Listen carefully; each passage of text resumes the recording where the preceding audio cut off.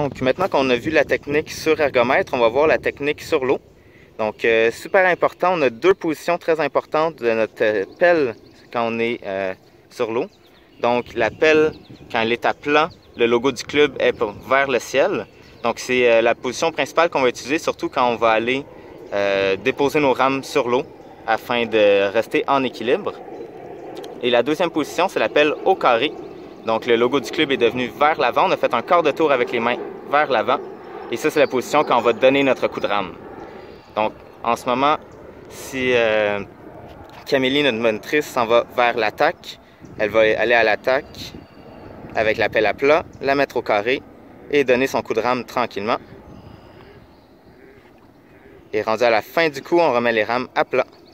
On retourne vers l'attaque, toujours avec notre bras dos jambes, pelle au carré, on donne notre coup de rame et rendu à la fin du coup, à plat.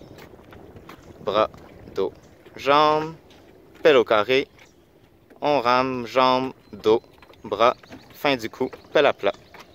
Et là, vous voyez que les mains se croisent quand on donne le coup de rame. Donc, super important d'avoir la main gauche par-dessus la main droite. Les bateaux sont faits pour que nous ayons la main gauche par-dessus la main droite quand on rame.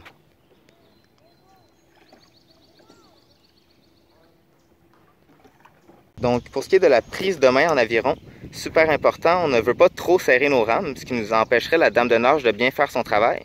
Donc, on veut serrer notre rame seulement avec nos doigts. On va simplement faire un crochet et avec le pouce, on va tenir au bout de la rame, mais la paume de la main ne touche pas à la rame. Ce qui fait que quand on va tourner notre rame au carré, on va bien entendre le toc dans la dame de nage.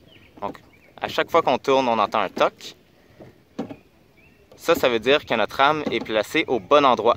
Si on tient trop fort notre rame et qu'on n'entend pas le toc, c'est que la rame n'est pas au bon angle et on ne va pas pouvoir ramer comme il faut.